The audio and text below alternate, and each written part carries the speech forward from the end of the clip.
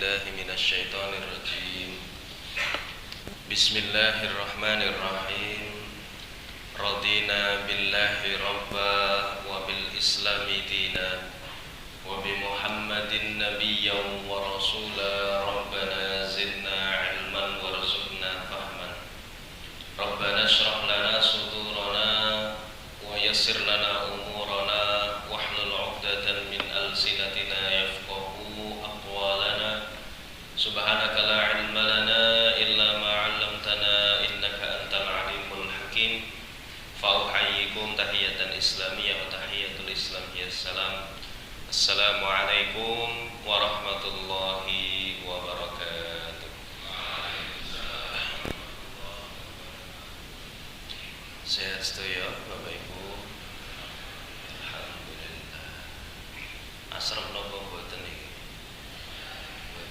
Dalu wau asrem napa mboten? Mboten. Karo enten kancane Bapak Ibu. Dados mboten asrem. Nek kula kok ngrasake asrem nggih kula nggih. Ampun ngendika nek piyambak ya. Bapak Ibu sekalian yang dirahmati Allah Subhanahu wa taala, alhamdulillahirabbil alamin wa bihi nasta'in wa ala umurid dunya waddin.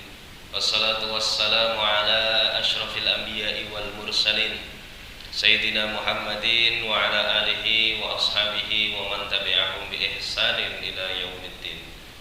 Amma ba'du fa ya ayyuhal hadirun usikum wa iyaya nafsi bi taqwallahi azza wa jalla. حيث قال تبارك وتعالى في كتابه الكريم أعوذ بالله من الشيطان الرجيم ومن يتق الله يجعل له مخرجا ويرزقه من حيث لا يحتسب ومن يتوكل على الله فهو حسبه أما بعد. Bapak Ibu sekalian yang dirahmati Allah Subhanahu wa taala, terlebih dahulu marilah kita panjatkan puja dan puji syukur kita kepada satu-satunya zat yang pantas untuk kita syukuri, Allah yang telah memberikan kepada kita begitu banyak sekali kenikmatan. Termasuk pagi hari tadi kita dapat dibangunkan kembali oleh Allah, merupakan sebuah nikmat yang luar biasa. Alhamdulillah. Masih ada kenikmatan iman dan Islam di dalam tubuh kita, di dalam jiwa kita. Ini juga merupakan kenikmatan yang luar biasa. Sudah dilengkapi dengan kenikmatan sehat dan juga nikmat sempat.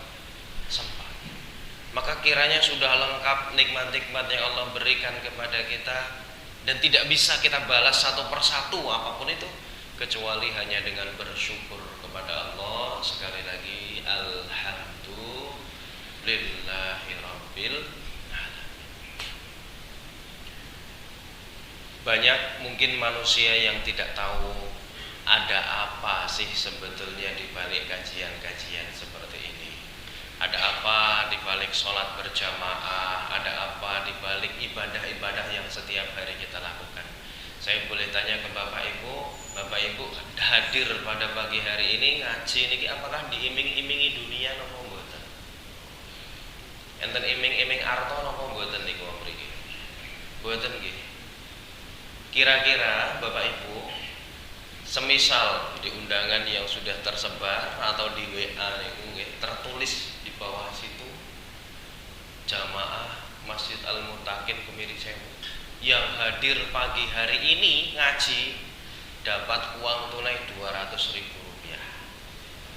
Umpamane, mboten tenanan lho niki. Semisal seperti itu Bapak Ibu, kira-kira niki cukup napa mboten masjid niki? Bludak. Ini saja tidak diiming-imingi dunia sudah penuh, Masya Allah. Apalagi kalau diiming-imingi dengan uang seperti itu, maka banyak sekali mungkin warga yang akan berbondong-bondong. Wah, 200.000. Sekali lagi, mungkin hanya tertarik dengan hal-hal yang bersifat duniawi. Sedangkan segala apa yang ada di dunia ini tidak ada yang kekal abadi. Kullu man 'alaiha fan, kata Allah, segala sesuatu yang ada di dunia ini fana. Fana itu tidak akan selamanya ada di dunia ini. Maka alhamdulillah saya luar biasa bersyukur dan patut bangga dengan Bapak Ibu sekalian Meskipun tidak diiming-imingi dunia, mau untuk ngaji barang seperti ini. Saya doakan semoga seluruhnya nanti bisa mendapatkan ganjaran berupa surganya Allah Subhanahu wa taala. Amin amin ya rabbal alamin. Iki ngenten iki nek sak dinten kinten-kinten kemiri 1000 dados napa Bapak Ibu. Kalau setiap hari jamaah subuhnya ramai seperti ini. Salah satu kunci kalau suatu desa atau suatu kaum itu mau maju itu walau anna ahlal qura amanu, pertama beriman, wattaqau dan bertakwa. Jadi Allah niki nate ngendi kok kalau semisal ada suatu penduduk desa itu seluruhnya amanu, beriman kepada Allah, wattaqau dan juga bertakwa kepada Allah, niki janji ya, janji Allah ya. La fatahna alaihim barakatim minas sama'i wal ard, maka sungguh Allah pasti akan bukakan nikmat-nikmat berupa berkah-berkah yang turun dari langit maupun yang keluar dari dunia ini. Jadi kalau ada suatu penduduk desa itu semuanya beriman, bertakwa kepada Allah, maka pun melimpah ruah, insya Allah makmur.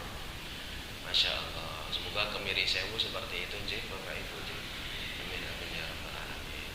Bapak Ibu sekalian yang dirahmati Allah, salawat dan salam semoga senantiasa tercurah kepada junjungan kita, Nabi agung kita, Nabi besar Muhammad sallallahu alaihi wasallam, dan semoga kita termasuk ke dalam golongan umat beliau yang nanti mendapatkan syafaat fi yaumil akhir. Amin amin ya rabbal alamin. Kita bersolawat dulu ke atas Nabi Muhammad sallallahu alaihi wasallam. Sallallahu ala Muhammad, sallallahu alaihi wasallam, sallallahu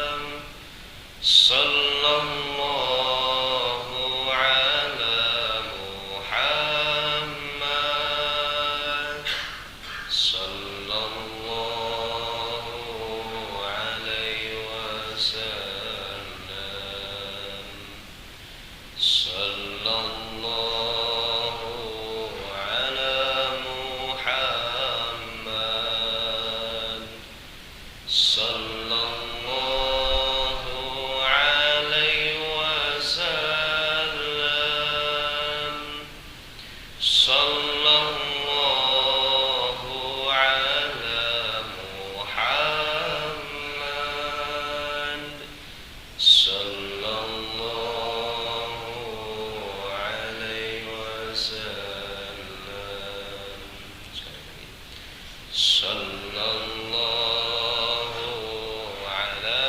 Muhammad,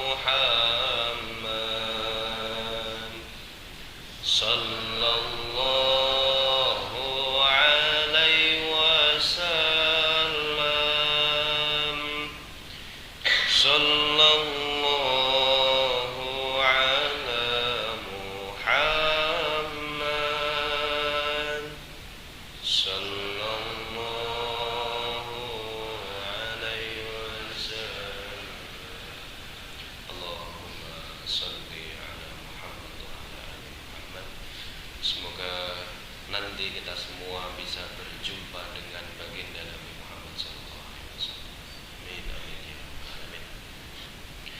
kita umat Islam ini sudah pasti dan dijanjikan akan masuk ke dalam surga, karena tempatnya umatnya Nabi Muhammad itu nanti berada di surga.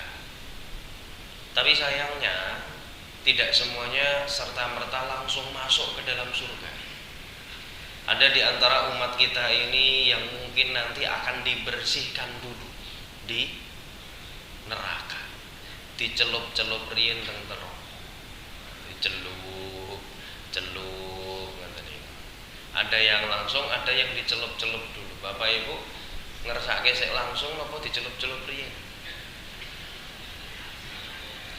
Tur ampun dibayangke kados teh celup nika nggih, mboten celup mboten. Celupe dangu nggih kalih diapak-apake ngoten niku. Ya, semoga kita tidak mampir ke neraka terlebih dahulu, nanti langsung masuk ke dalam surga. fi sabilillah insyaallah. Bapak Ibu sekalian yang dirahmati Allah Subhanahu wa taala, mungkin tidak banyak yang kita bahas pada kesempatan pagi hari ini. Sebelum itu mungkin saya mau izin dulu Bapak Ibu, ini nanti saya tidak lama, mungkin sampai jam 5:30 lebih sedikit. Jadi tinggal sebentar lagi sebetulnya. Karena setelah ini saya mau safar ke Semarang, menemani jamaah juga. Jadi ada jamaah yang minta ditemani untuk apa nih Pak? Piknik yang haji itu loh. Nah, nopo nih asmane Fatimah Zahra yang miniatur Ka'bah. Nah, di situ ada jamaah yang minta ditemani di situ. Saya sudah bilang, Bu, kula niku dereng nate haji, dereng nate umroh Jadi belum tahu betul nanti bagaimana letak-letak. Ora apa-apa Mas, yang penting melu. Penting melu. Saya pernah juga ditawari seperti itu. Pokoknya kalau hal yang belum pernah saya lakukan mungkin saya agak kurang mantep untuk menyampaikannya Bapak Ibu. Contoh, saya pernah disuruh untuk menyampaikan nasihat walimah. Lah pripun kula? Mas niki putra kula mau lare kula ajeng nikah. Saya minta nanti Mas memberikan nasihat dalam pernikahan. Wah, saya bilang Pak, nyuwun ngapunten saderengipun nggih. Lah kula niku nggih dereng lah. Pripun mau memberikan nasihat walimah sedangkan saya belum pernah merasakan. Jadi saya tidak bisa, saya bilang seperti itu. Ya tidak apa-apa lah. Bapak Ibu sekalian yang dirahmati Allah Subhanahu wa taala, saya ingin bahas sedikit saja mengenai beberapa sunnah-sunnah Bapak Ibu atau etika-etika, adab-adab di dalam kita berdoa kepada Allah. Karena saya beberapa kali menyaksikan di antara jamaah kita ini mungkin masih ada yang kurang pas bagaimana etika dalam berdoanya, ataupun masih malu-malu dalam berdoa kepada Allah Subhanahu wa taala. Maka ada beberapa sunnah dan adab di dalam berdoa. Saya jadikan menjadi beberapa poin. Yang jelas syarat bahwasannya doa itu akan terkabul, satu, harus dipanjatkan kepada Allah. Boleh tidak berdoa kepada selain Allah? Tidak boleh sama sekali. Nek ndonga kalian kuburan angsal napa mboten? Mboten angsal. Sekarang ini banyak yang mensalahartikan dan salah tanggap apa itu ziarah kubur. Bapak Ibu nyuwun sewu. Ziarah niku angsal napa mboten? Angsal. Ziarah itu kan namanya juga zaro yazuru, mengunjungi. Saya mengunjungi rumah Bapak Ibu itu ziarah juga. Tapi banyak orang sekarang yang ziarah kubur kemudian mensalah niatkan. Kalau niatnya untuk mendoakan siapa yang di dalam kubur itu boleh. Niatnya membersihkan, merawat kuburan boleh. Tapi yang salah sekarang ini mungkin banyak di antara kita ini yang justru malah minta doa atau minta sesuatu kepada yang ada di dalam. Sunan napa waliullah napa sinten niki anak kula niki ajeng ujian, kula nyuwun mugi-mugi lancar dan lain sebagainya. Dia minta kepada siapa yang sudah di dalam kubur itu. Angsal napa mboten ngenten niki Bapak Ibu? Tidak boleh ya. Maka jangan sampai berlaku yang namanya syirik, menyekutukan Allah. Pun wonten sakniki niku sing ngenten niki dong-dong nggih, ngantos kuburan niku terus mendet siti niku napa? Lemah, diambil tanahnya dengan dalih-dalih, wah ini lemahe aji, lemahe aji. Akhirnya dibungkus dengan kain putih, kemudian ditali, disimpan dan lain sebagainya. Saya dulu pernah nemu Bapak Ibu. Ketika itu bongkar lemarinya santri. Jadi kalau santri-santri di pondok itu kadang-kala beberapa bulan sekali ada pengecekan sunduk-sunduk niku lemari. Dan santrinya tidak tahu kapan akan dicek. Akhirnya santrinya pas pulang tiba-tiba sudah ada ustadznya di situ. Kemudian saya cek lemari santri tersebut. Ternyata ditemukan di dalamnya itu wonten niku. Jadi ada bungkus putih, ketika dibuka niku isinya tanah. Saya tanya ke santrinya, ya enggak tahu. Saya enggak tahu Ustaz ini apa. Saya cuma dibawain. Sinten sing betani? Nggih tiyang sepuh. Kalau tidak orang tuanya biasanya nggih simbahe biasanya iki digawa men betah. Dong-dong niku lemah ari-ari nggih, Ibu nggih. Niki gawa men betah, digawa men ranakal, digawa men ini dan lain sebagainya. Karena itu juga sudah percaya dengan tanah bisa menjadikan anak itu tidak betah, bisa menjadikan anak itu betah, bisa menjadikan anak itu baik. Hati-hati, hal tersebut termasuk dalam hal syirik. Bapak Ibu kalau punya Al-Quran kecil sekali tidak bisa dibaca, ada. Quran itu hujan, wah tulisannya lembut nih kok Pak kados semut nih kok. Itu kalau dijadikan aja jimat termasuk ke dalam hal syirik, padahal Al-Quran. Nyuwun sewu, hal-hal yang baik itu bisa berlaku sebaliknya kalau kita niatkan salah. Ada tulisan ayat kursi, kemudian ditempel di depan rumah dengan dalil-dalil iki ayat bisa melindungi rumah saya. Tidak boleh. Bukan ayatnya yang melindungi, siapa yang melindungi? Allah. Mungkin dengan wasilah ayat itu kita baca bagus, tapi bukan berarti ayat itu yang melindungi rumah kita. Maka hati-hati, tidak boleh sedikit pun meminta kepada selain Allah. Kula nate mireng, riyen niku nek wonten manten ajeng lewat jembatan. Niku ngoncali pitik. Misal ada orang Jogja dapat orang Kulon Progo, kan lewat kali nopo? Lewat kali Kulon putih, lewat kali Progo gitu. Nah, nanti di kali Progo itu ketika mau lewat buka pintu kemudian ngoncali pitik di situ. Jadi ayamnya dilempar ke sungai. Niku ayam sakit ngelangi nopo mboten gitu. Diuncal kene kali. Ini dengan dalih-dalih ya kita salam kepada yang punya sungai, menghormati, meminta keselamatan dan lain sebagainya. Tidak boleh, jangan sampai kita meminta kepada selain Allah. Namanya syirik. Maka syarat pertama doa dikabulkan itu harus meminta kepada Allah. Kemudian ketika berdoa, Bapak Ibu, ada beberapa sunnah yang mungkin bisa mempercepat terkabulnya doa kita. Satu sunnahnya, ketika berdoa itu hendaknya kita menengadahkan kedua tangan. Menengadahkan itu pripun? Nah, dadase astone tangannya ini diangkat. Terutama ketika setelah sholat, Bapak Ibu, jangan malu-malu untuk mengangkat kedua tangan. Masih banyak di antara kita yang meletakkan di atas lutut biasanya, ngenten iki nggih. Nek mboten malah mboten diangkat sama sekali atau justru di bawah telungkup seperti ini tangannya, jangan. Sunnahnya adalah diangkat kedua tangannya seperti ini. Mau lebih rinci lagi, kalau dari beberapa ulama seperti ini. Bapak Ibu lihat di tangannya itu ada garis nopo mboten. Enten garis nggih. Nah, itu disatukan tangan garisnya niku disatukan. Dicobi Bapak-bapak cobi. Coba lihat ada garisnya napa mboten tengah asta niku ada, disatukan Ibu-ibu. Nah, kemudian diangkat sejajar dengan dada kita.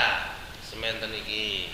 Boleh menghadap ke arah wajah, boleh menghadap ke arah langit, boleh diangkatnya sejajar dengan dada. Atau kalau lebih tinggi permintaannya, boleh diangkat lebih tinggi lagi seperti ini boleh.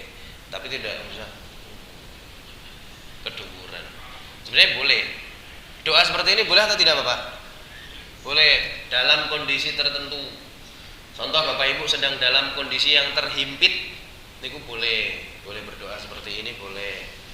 Atau Bapak Ibu setelah sholat istisqa niku napa? Ya meminta hujan. Alhamdulillah tenggodian niki dereng nanti sholat istisqa nggih. Sudah pernah Bapak?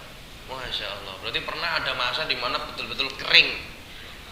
Sumure sat nanti. Tentang Gunung Kidul, saudara-saudara kita itu kan banyak yang merasakan seperti itu Bapak Ibu nggih. Jadi meminta doa istisqa itu sudah biasa. Maka memintain dengan seperti ini. Kalau sunnahnya itu hanya cukup seperti ini saja. Jadi diangkat seperti ini sudah cukup. Ditengadahkan. Rasul dulu pernah ditanya oleh seseorang, "Ya Rasul, bagaimana pendapatmu tentang orang yang berdoa kemudian mengangkat kedua tangannya?" Kemudian kata Rasul di balik pertanyaannya, "Lah nek kowe ana sing njaluk terus sambil ngatungke tangane kira-kira kowe piye?" Kata dia, "Saya tidak enak kalau tidak ngasih apa-apa." Kemudian Rasul bilang, "Begitu pula Allah Subhanahu wa taala. Innallaha hayyun karimun yastahyi min 'abdihi idza rafa'a yadayhi ilaihi fayaruddahuma sifron." Allah itu malu kalau ada hambanya yang mengangkat kedua tangan tapi tidak mengabulkan apa-apa. Allah itu malu.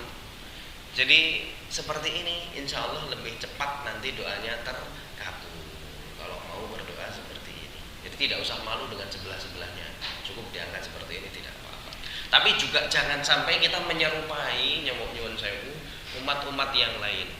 Man tasyabbaha biqaumin fahuwa minhum. Barang siapa yang menyerupai suatu kaum bisa jadi itu termasuk pada mereka. Setiap agama itu punya cara berdoanya masing-masing, Ji, Bapak Ibu nggih. Iya, seperti saudara-saudara kita di Kristen seperti ini. Nah, maka kita jangan berdoa seperti ini. Ada juga yang berdoa seperti ini. Nah, ini kita yang Hindu biasa doa seperti ini. Maka kita umat Islam tidak perlu seperti ini. Ada pula yang seperti ini, nyuwun sewu. Bathuk tengah embuh kowe ki ngopo tengah ngisor bathuk seperti itulah pokoknya. Adik-adik biasanya kalau lihat pemain sepak bola masuk lapangan ini gitu dulu ya, Dek ya. Lapangannya ditemok, kemudian sini gitu.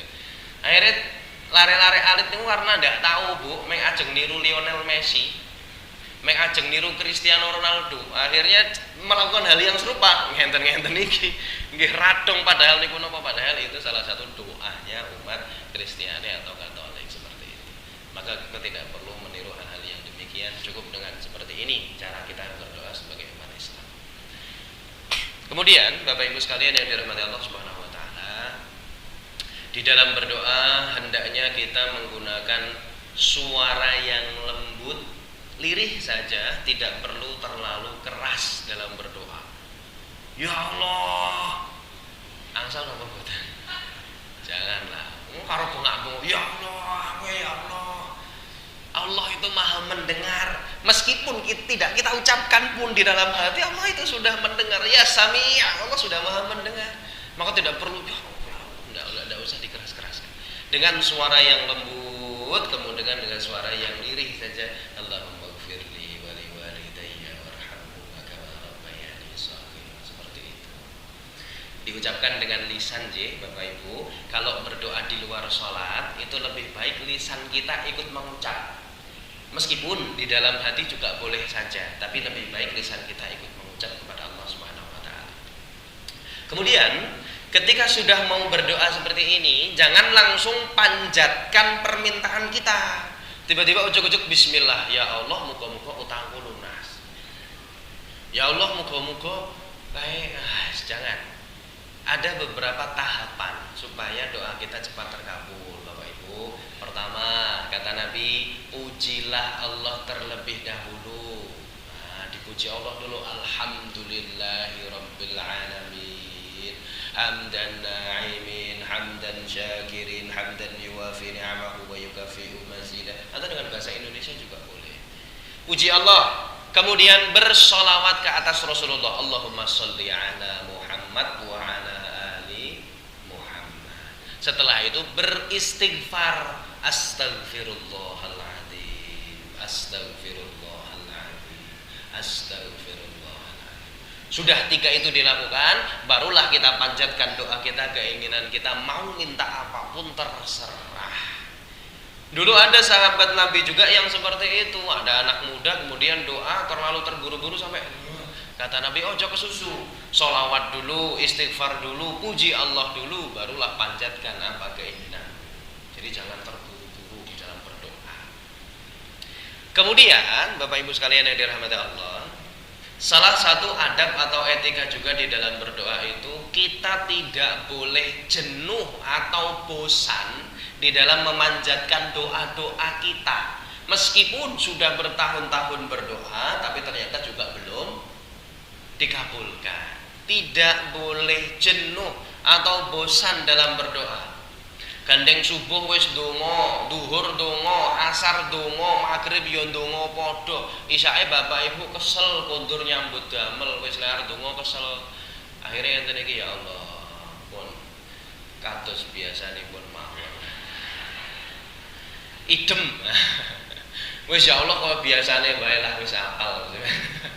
Jangan. Allah memang mungkin tahu maksud kita apa, tapi kita panjatkan kepada Allah. Jangan sampai bosan. Ya Allah, sekali lagi saya minta kepadamu, ya Allah, berikanlah kemudahan kepada saya dalam bisnis saya, usaha saya, pekerjaan saya di kantor, sawah saya, ternak-ternak saya, hewan-hewan saya. Itu didoakan semuanya satu persatu dan tidak boleh jenuh seperti itu. Jangan terus bosan lain dongo terus kemudian sudah saja.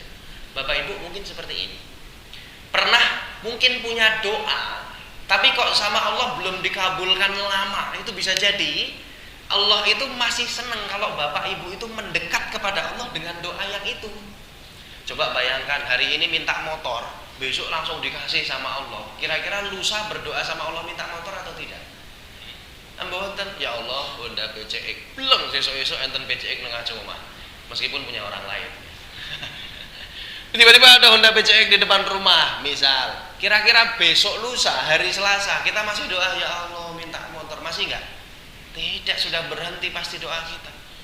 Jadi mungkin Allah karena masih sayang dengan kita, ingin dekat dengan kita, itu Allah pertahankan doa yang itu dan mungkin belum dikabulkan sama Allah Subhanahu wa taala. Jadi tidak apa-apa, tidak boleh bersuudzon kepada Allah meskipun doa kita belum dikabulkan. Kok Gusti Allah kuwi tego yo, tegel men ro aku iki. Aku wis njaluk pirang tahun kok ora kabul-kabul. Jangan. Tidak boleh bersuudzon sama Allah. Husnudzon. Terima kasih ya Allah, dengan doa ini saya masih dekat denganmu ya Allah. Mungkin ini menguji kesabaran saya ya Allah. Ya Allah, saya minta jodoh bertahun-tahun kok ora ketok-ketok. Umpamane. Tur nggih tenang enggak jane. Kok enggak jedul-jedul yang mana? Mungkin bisa jadi dengan itu Allah masih menjaga saya. Kemudian ya nanti sajalah, enggak apa-apa seperti itu. Meskipun harus tetap dengan usaha nggih Bapak Ibu nggih. Iya, ini sebenarnya saya bicara ke diri saya sendiri sebetulnya. Ya, seperti itu. Ya, maka tidak boleh jenuh di dalam berdoa kepada Allah Subhanahu wa taala.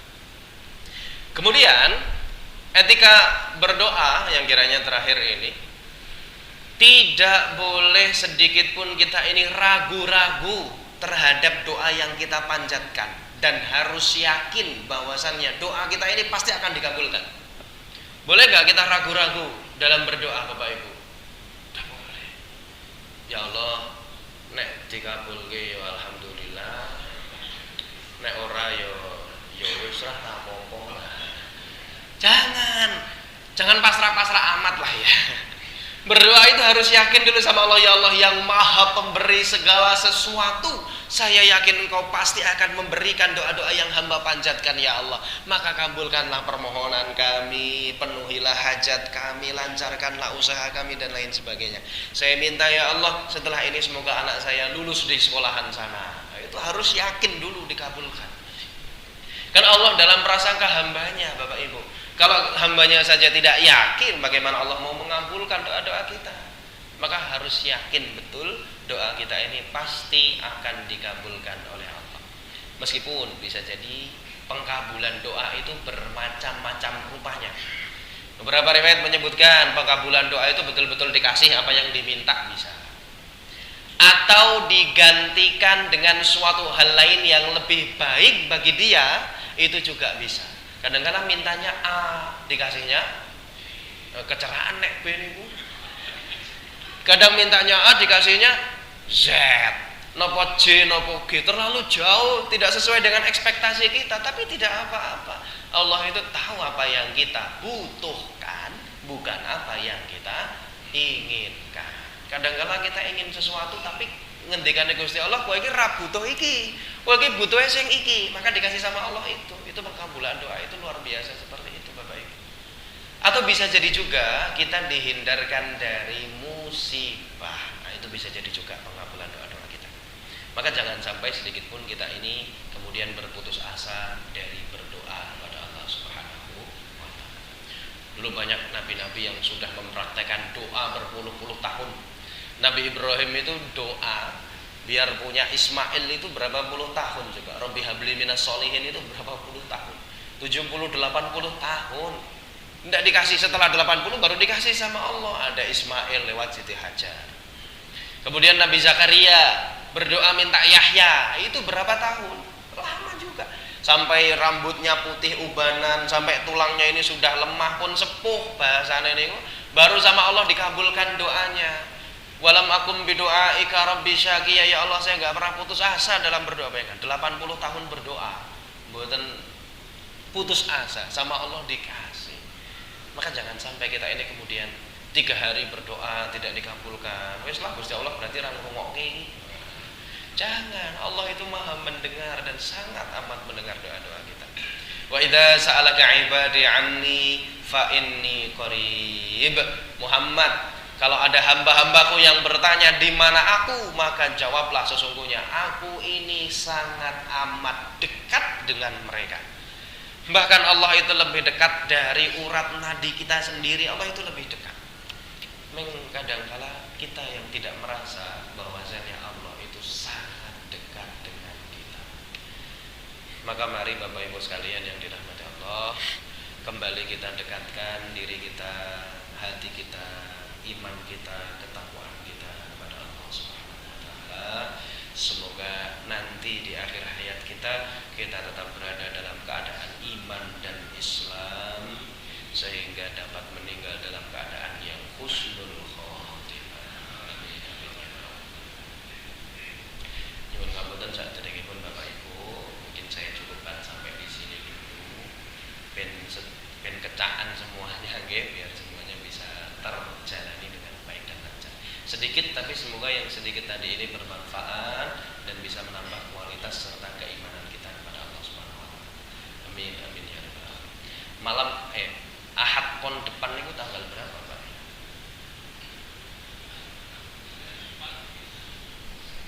4.